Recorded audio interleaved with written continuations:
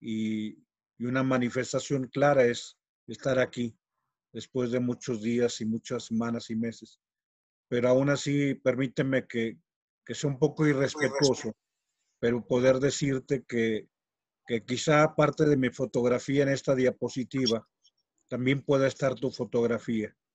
Lo reitero, lo digo con mucho afecto, con, con respeto, y reitero la fotografía aquí mía, y quizá hablo de mi fotografía, es porque habla del fariseísmo, del que yo también soy propenso, muy propenso, eh, y dolorosamente constato que no pocas veces eh, vivo el fariseísmo.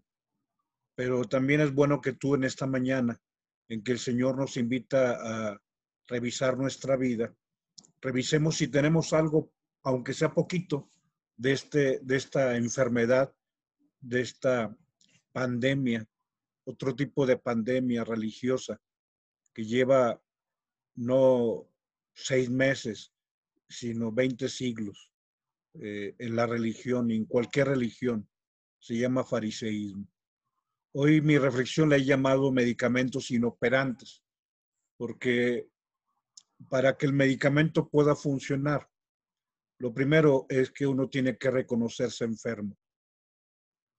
Quien no se reconoce enfermo, ni siquiera piensa que necesita al médico, lo que el Señor nos ha dicho en el Evangelio. No son los sanos, sino los enfermos. Yo no he venido por los justos, sino por los pecadores. Y aquí quizá la palabra más dolorosa del fariseísmo, y si ojalá tú y yo tenemos algo, podamos superarlo, es que el fariseísmo nos hace, y es la palabra, te digo, más dolorosa, nos hace irredentos. No sé, eh, podría yo hablar de que hay enfermedades que nos postran, pero cuando nos hacen no redimibles, esos irredentos, no redimibles, o sea, porque no aceptamos que necesitamos un redentor. O sea, ya no es medicamento, sino la redención. Pensamos no necesitar a Dios. Es más, que Dios debería estar contento y sumamente sentirse afortunado porque Rogelio le dijo que sí.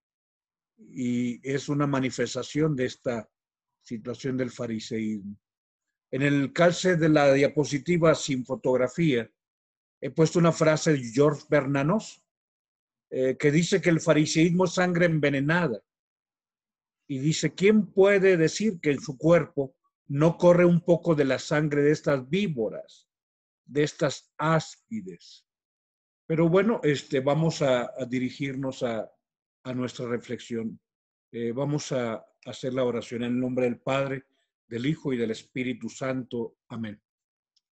Adelante, Fer, con el Evangelio. Te damos gracias, Señor Dios, por el regalo de este día, de esta mañana.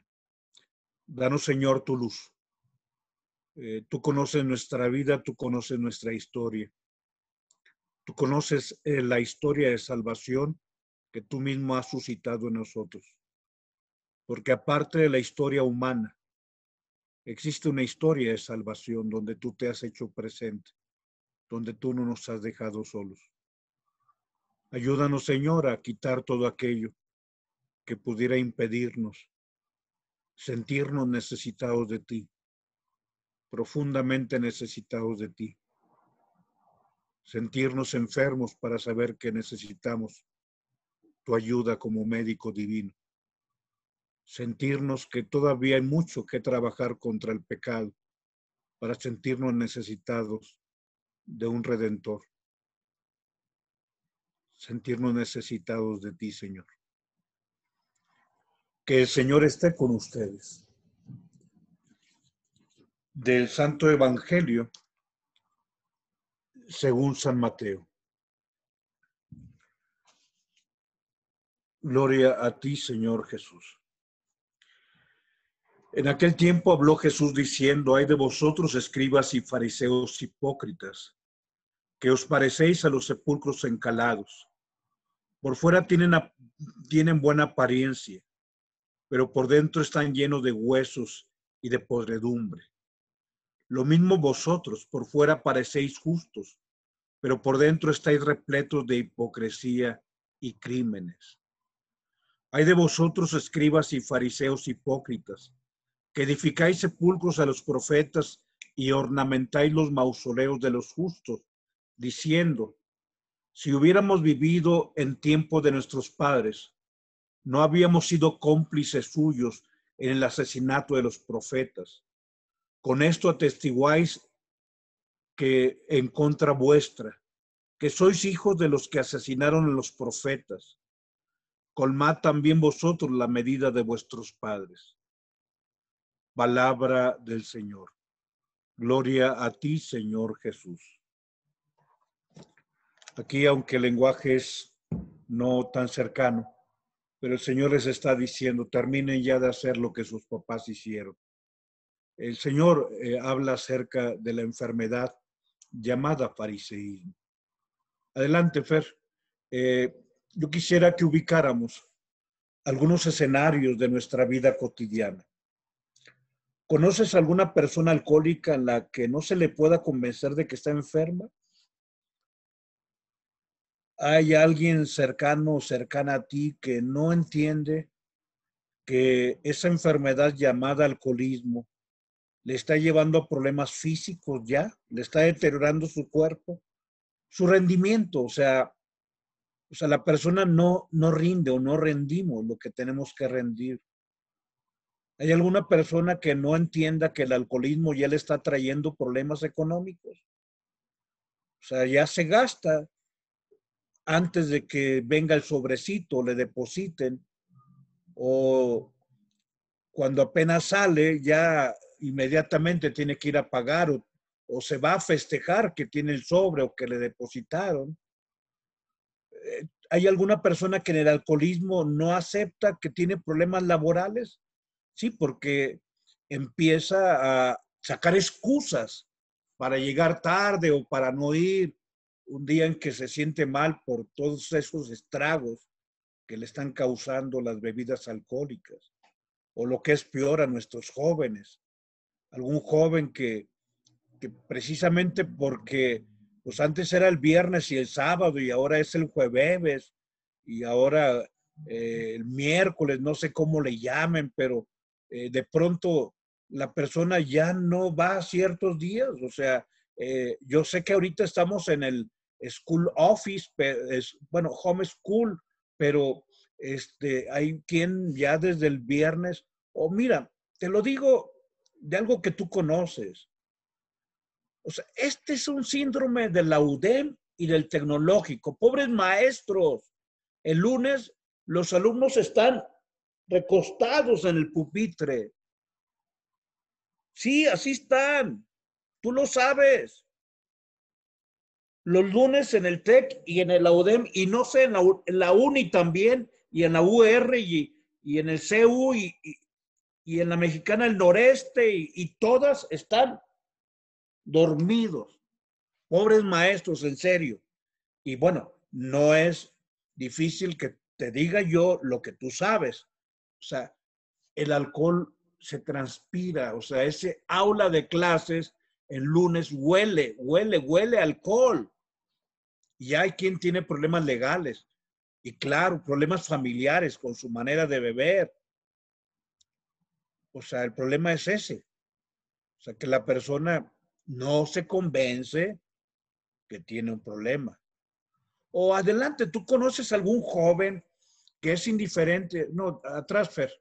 Algún joven que es indiferente ante los buenos consejos de quienes realmente les queremos, de quienes no tenemos otro interés sino su bienestar, y decirles que la adicción, en este caso a otro tipo de sustancias, pues ya le está haciendo perder el ciclo académico y que empieza a alejarse de las personas que realmente le quieren. Adelante. ¿Hay alguien que tú conozcas, a una amiga, por favor, medicando afecto, a quien ni tú ni sus mejores amigas, o sea, las buenas amigas, no las cómplices? O sea, porque existen una sarta de cómplices, de comparsas, de personas que no son amigas, pero las mejores amigas sí le dicen a las amigas que están confundidas y que no se deben dejar engañar por ese jefe lagartón que sigue pues siendo casado, es ventajoso, mentiroso, deshonesto al permitir que haya una relación extramarital, y que lo mismo ha sido con otras personas, que no sea ingenua, o sea, que lo que le está diciendo, calentándole el oído, se lo ha dicho a 1000 otras y se lo va a decir a otras más que vengan después. Pero no entra en razón. O te digo, ¿conoces a alguna joven que no entiende que ese novio que una y otra vez la ha dejado plantada, que le ofende, le dice palabras soeces o incluso la estruja? O sea, yo no entiendo, o sea, ¿por qué puede estrujarla? ¿O por qué le puede levantar la mano? ¿Por qué le da el empellón? Pues, ¿conoces a alguna joven que no entiende que no es lo conveniente que ese novio mienta al decirle que le ama y que le ha lastimado y que le ha provocado heridas, y que debe entender que entre la herida y la tumba no hay más que una diferencia de profundidad, porque la herida es un surco y la tumba es un surco, pero tú le has hecho entender, o sea, que ese novio no la ama, que no la quiere? Adelante. ¿A alguien le has hecho entender esa autominusvalía? O sea, cuando uno tiene minusvalía, pero cuando uno no es capaz de aceptar la minusvalía, alguna joven profesionista, o sea, una joven guapa, una joven exitosa, una joven bien vestida, una joven que trae su perfume, una joven que trae un traje ejecutivo, una joven que ya, si tú quieres con esfuerzo, ya sacó su carrito y ahí va, o sea, es más, una que ya lo cambió, una joven que tiene una cuenta porque ahorra, porque es buena administradora, porque es competente profesionalmente y va viento en popa, pero está obsesionada con un novio que ni siquiera terminó los estudios más elementales, que nunca ha tenido un trabajo fijo porque él la quiere de gerente y nadie le da el puesto de una dirección y de una gerencia, argumentando, ella dice, no, es que, padre, el amor lo va a hacer cambiar. No, o sea, entendamos, al entender, ella está obsesionada, incluso ella se comprometió y está en camino al matrimonio. ¿Conoces alguna joven que haga esto, que haya vivido todo esto?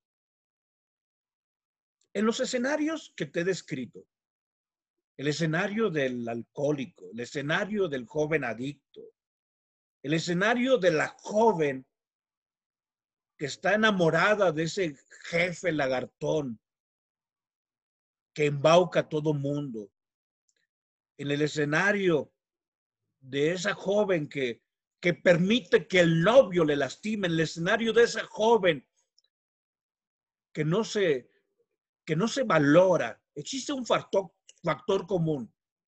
En todo este grupo de personas existe el factor de que los medicamentos son inoperantes.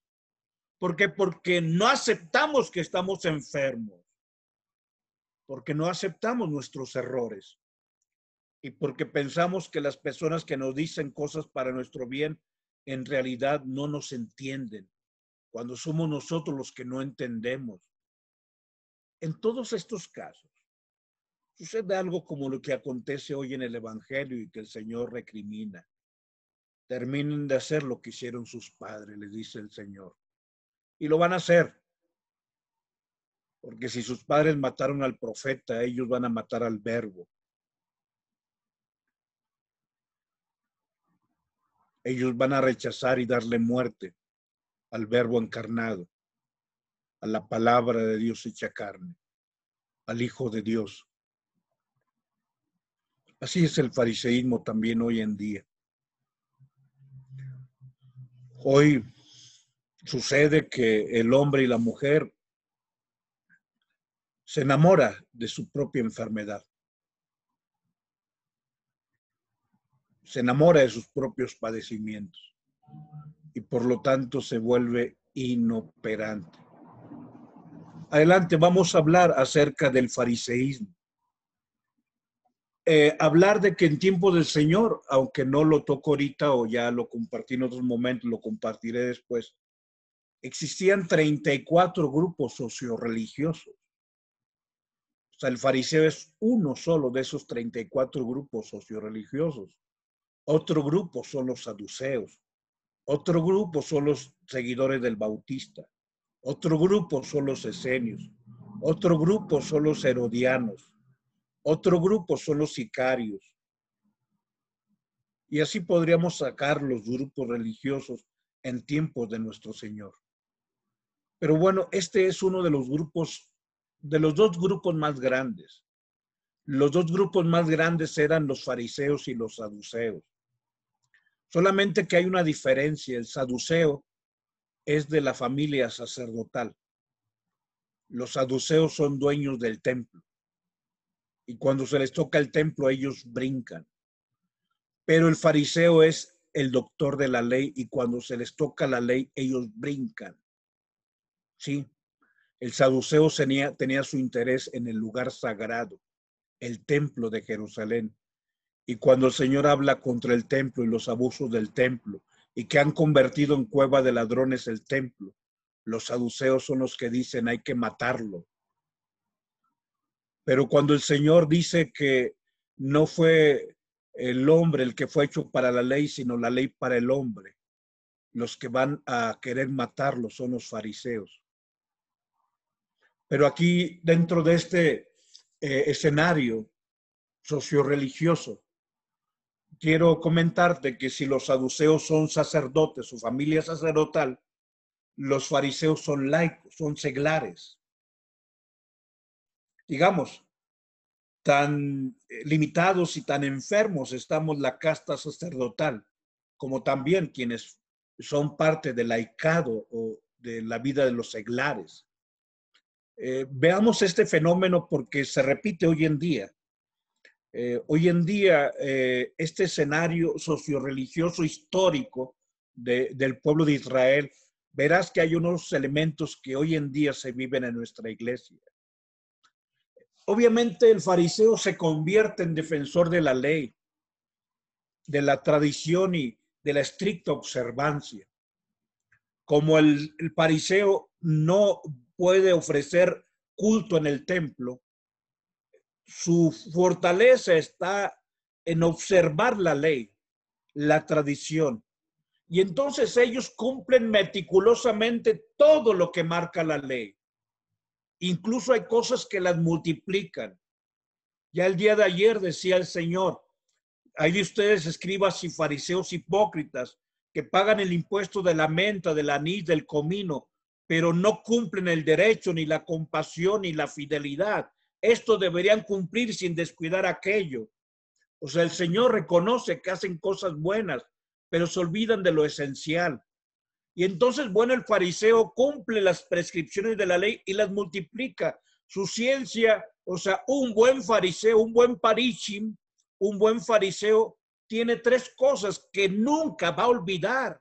El sábado, por eso les molesta que Jesús cure en sábado. Segundo, las normas de pureza legal. O sea, ¿por qué no se lavan las manos antes de comer? Y el Señor dice que no es lo que entra de fuera, sino lo que sale de dentro, lo que contamina al ser humano. Y lo digo y lo dije en algún momento, de fuera entra el alimento y de dentro sale el excremento. O sea, el Señor está diciendo la verdad, aunque nos parezca ruda. O sea, no es lo que entra de fuera, sino lo que sale de dentro del corazón. Y claro, la satisfacción de los diezmos sagrados, que el día de ayer decía, pagan hasta el impuesto o la décima o el diezmo de la menta, de la ruda, del anís, del comino. En ese sentido, bueno, hablando de este perfil del fariseo, quiero decirles lo siguiente. Entre el saduceo, que era la casta sacerdotal, y el fariseo, que eran los laicos, ¿quiénes son, vamos a decirlo así, los más progresistas en cuestión doctrinal? los fariseos. Y te voy a decir por qué. Porque el fariseo conoce a la perfección la ley, la palabra de Dios. Y voy a decirte algo donde empiezo a expresarte cosas que son incómodas, pero que son reales. Vamos a hablar de los saduceos de hace 2000 años, pero hablemos de los saduceos de hoy en día. Mientras que el fariseo, el laico, estaba instruido, el sacerdote era un ignorante.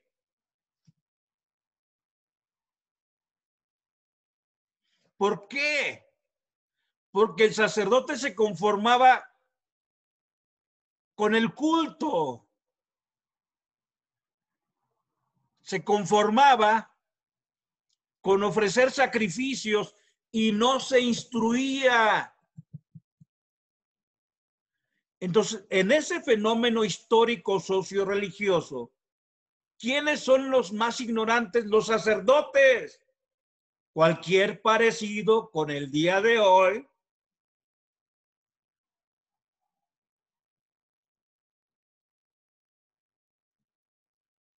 entonces, ¿quiénes eran más de avanzada doctrinalmente? Los laicos, el fariseo. En cambio, el sacerdote, más cómodo,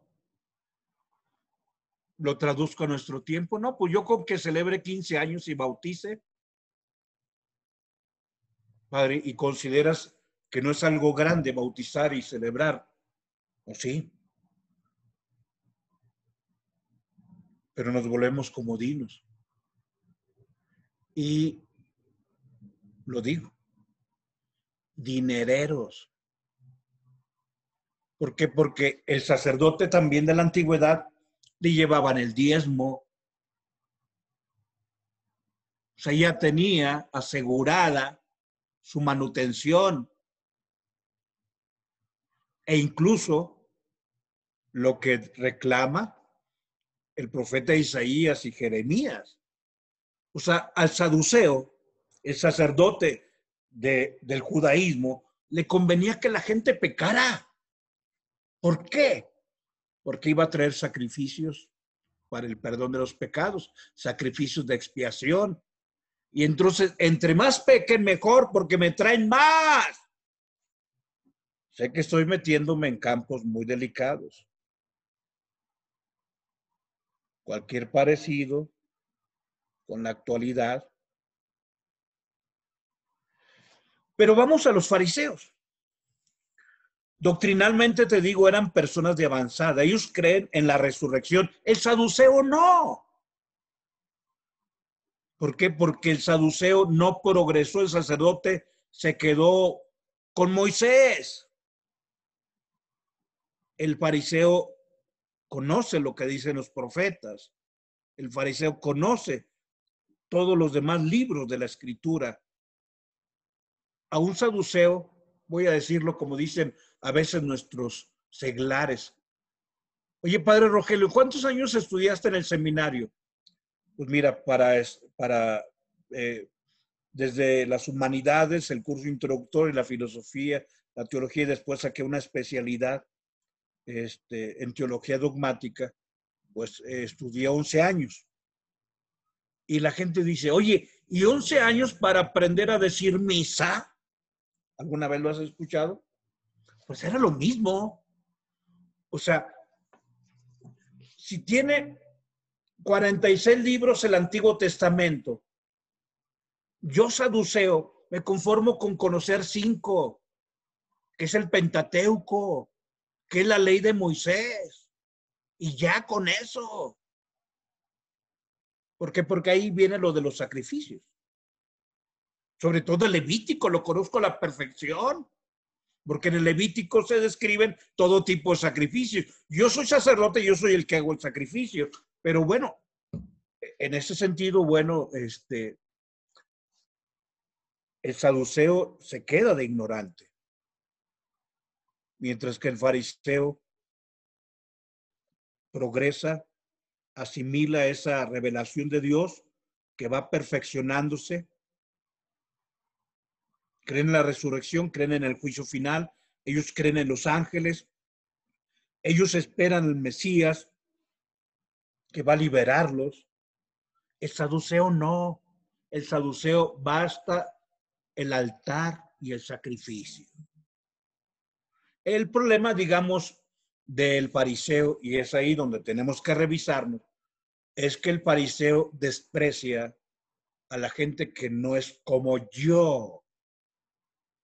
¿Por qué? Porque yo sí soy perfecto, porque yo sí cumplo hasta lo mínimo de la ley. Y el Señor le dice, cuelan el mosquito y se tragan el camello. La palabra fariseo significa separado, separatista. Es la palabra parichim. La cuestión, y otra vez volviendo a que esto que te comento y esta reflexión va muy cercana a un análisis socio-religioso de la actualidad, fíjate cómo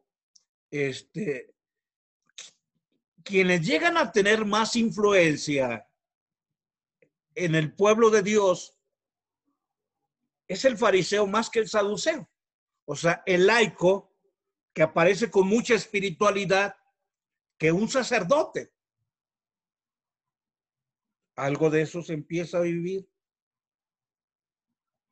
O sea, donde alguien que tú lo ves ejemplar, aunque pueda tener una vida falsa, pero empieza a tener adeptos que le siguen, etcétera.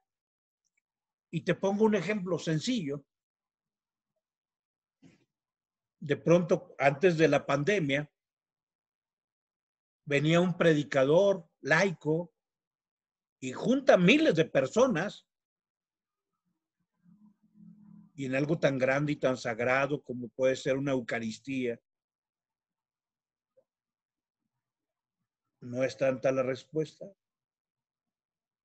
Adelante, estamos entrando en el escenario que el Señor vive y que el Señor denuncia. Aquí hablemos de la persona de nuestro Señor. Si antes de compartirte lo que te comparto, te digo lo que ahora te digo, tú quizá me desacreditarías. El Señor se encarna. Dice Juan 1:14, y el verbo de Dios se hizo carne y plantó su tienda entre nosotros. Entonces, como Jesús se hace hombre, entra al pueblo de Israel. Y Jesús o es fariseo o es saduceo. Pero Jesús no es de la familia sacerdotal. Zacarías sí, el bautista. ¿Te acuerdas? Zacarías e Isabel. Isabel es prima de la Virgen María, pariente de la Virgen María. Pero mientras que Zacarías sí es de la familia sacerdotal, por lo tanto Juan el Bautista sí es de los saduceos. Jesús, nuestro Señor, es fariseo porque es laico. Porque José, hijo de David, pues es pues no de la tribu de Leví, sino más bien es de la tribu de Judá. Entonces va a Belén a nacer. Jesús, en ese sentido, estando ubicado dentro de lo que es la familia o el grupo de los fariseos, él comparte la orientación profunda del fariseísmo en lo doctrinal, pero Jesús critica su casuística intransigente. Otra de las cosas, como un análisis socio-religioso, y no sé si esto hable de los próximos 100 o 200 años, es lo siguiente. El año 70 vino la invasión de parte del Imperio Romano, precisamente ante el problema de los sicarios, de los celotas, que era otro de los grupos. Y entonces viene aquel fenómeno que tú puedes ver en la película o en la novela de Masada, aquel momento en donde viene el Imperio Romano a destruir la ciudad de Jerusalén. Y el año 70 es considerado el año en que queda nada más el muro de las lamentaciones.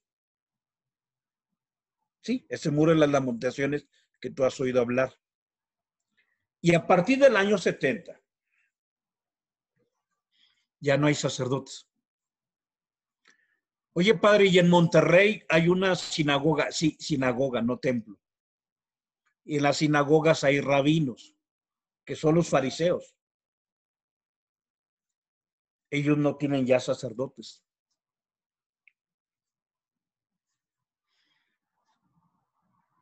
Entonces, te digo, lo dejo así. Después del año 70, quienes mantienen el judaísmo son los laicos.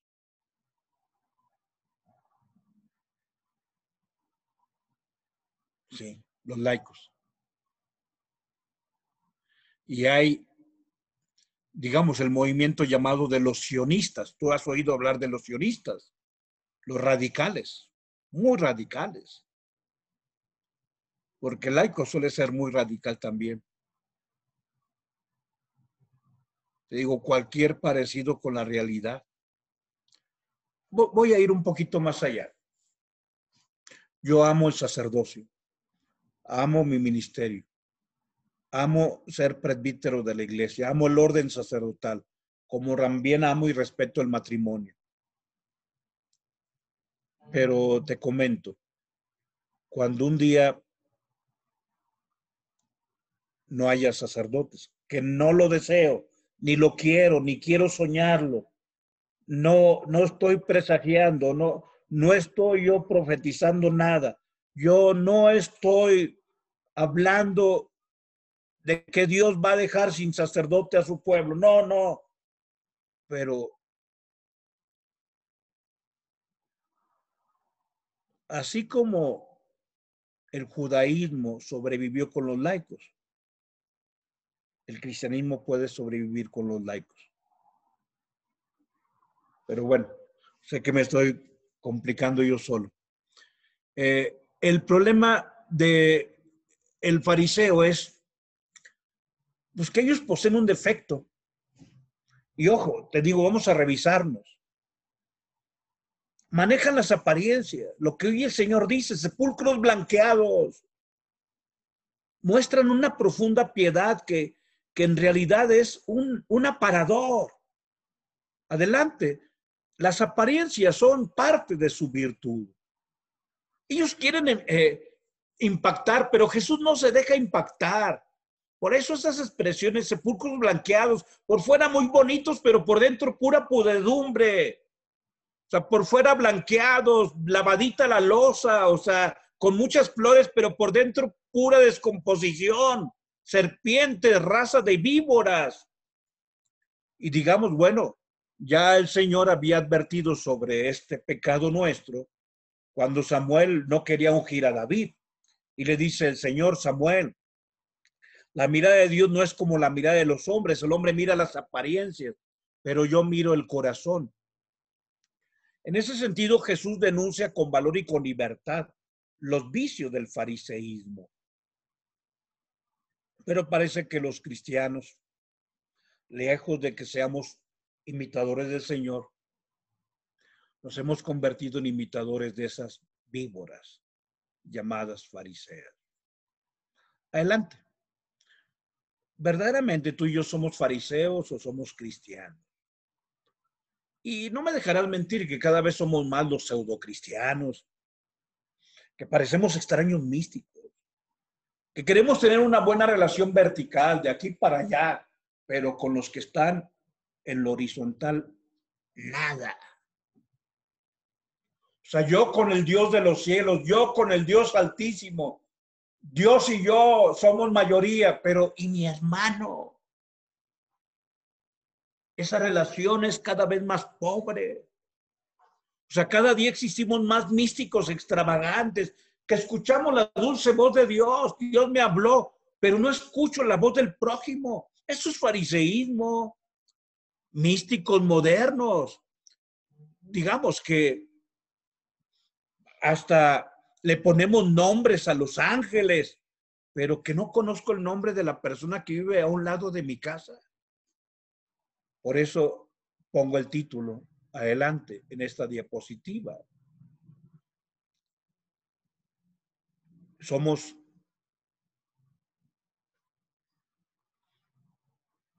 místicos seductores que hablamos bellamente con Dios, pero que no dirigimos la palabra a los que viven en nuestra casa. Pseudomísticos que escuchamos hasta el aleteo de los ángeles en el entorno, pero somos sordos a tu propio papá y tu hermano, mi hermano, que me está hablando pidiendo una ayuda. Te decía místicos que ponemos nombre a los ángeles, pero que no conocemos el nombre de el vecino de enfrente. Adelante. Habría que poner, reitero, mi propia fotografía en esa primera diapositiva. Se llama medicamentos inoperantes, nuestra reflexión. Medicamentos que no operan, que no ayudan. Y esa frase de George Bernanos, el fariseísmo es sangre envenenada. ¿Quién puede decir que en sus venas no corre un poco de las sangres de esas áspides? ¿Qué eficiente peste es esta? O sea, es una pandemia, te decía, pero una pandemia que ha durado 20 siglos. El hombre se ha convertido en un ser vulnerable de su propia pretensión. ¿Por qué? Porque nos hemos enamorado de los estragos que nos trae nuestra propia enfermedad. Y por eso los medicamentos son inoperantes. El Señor ha dicho que no son los sanos, sino los enfermos, los que necesitan al médico. El fariseo siente no necesitar al médico. Es una situación real y extraña. Esa situación es difícil de explicar, pero si es difícil de explicar, es fácil de experimentar y sobre todo de padecer. Que hoy revisemos los rasgos de fariseísmo que tengo yo y que tienes tú. En nombre del Padre, del Hijo y del Espíritu Santo. Amén.